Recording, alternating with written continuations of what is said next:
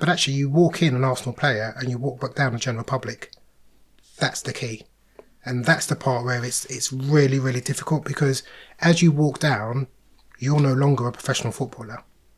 How did that happen for you? Because you say something that probably doesn't happen today, because there are regular assessments and parents and young people tend to know how they're getting on in their scholarship or academy work, role. How did you find out? Because you say you just weren't certain what was going to happen.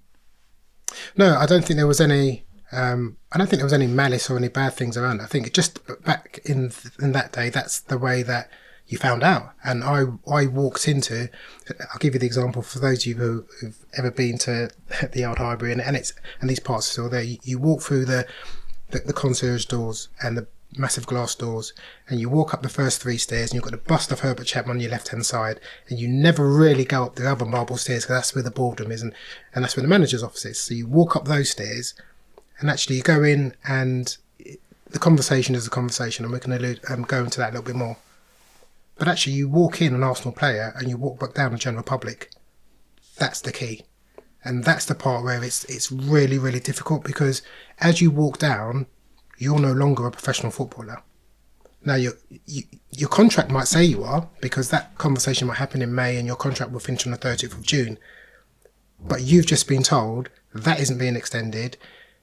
For all intents and purposes, your performances haven't been good enough for you to have been kept on, so you're now surplus to requirements. That's really hard to deal with. As you walk back down, or as you come out of any environment, that's a really, really hard pill to swallow. So when I say that breaks your heart, that's really personal. And I'm not sure it's ever meant to be, but that's really personal, because that's someone saying to you, you're not good enough. So I knew that once I got released and I'd been to all these clubs and I finally got my chance at Cambridge, I probably spent the next 14 years, 400 games, whatever that is, trying to be invaluable, because I never ever wanted to be in that situation again. So I would work harder, run harder, do more work hard, do whatever I could, so that I was invaluable. And it's only at a point where, again, another cutting question, and Noel said to me, because we were sharing some stuff about how we felt about stuff, and he said, think about all the time you've felt about trying to be invaluable. Why don't you just concentrate on being valuable?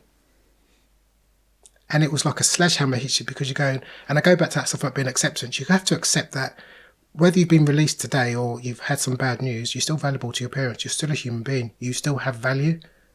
There was a part of you which is no longer there anymore, or might have stopped, or might take you down a different path. But you're still valuable. You know, we're still beautifully and wonderfully made. You know, we're still valuable to God. We're still valuable. We're human. The most valuable thing you can get, more than money, worth more than. So I think there's that bit of, when we talk about performance and we talk about young people, or we talk about anyone coming to the end of a career path, that you can feel vulnerable, because you can feel like, if I'm no longer wanted, you can go down this trajectory of thought, then that means that I'm useless and I'm no longer valuable, and I'm not as valuable as I used to be. And it's all this stuff around what we aren't, but actually it's about, no, you're still valuable.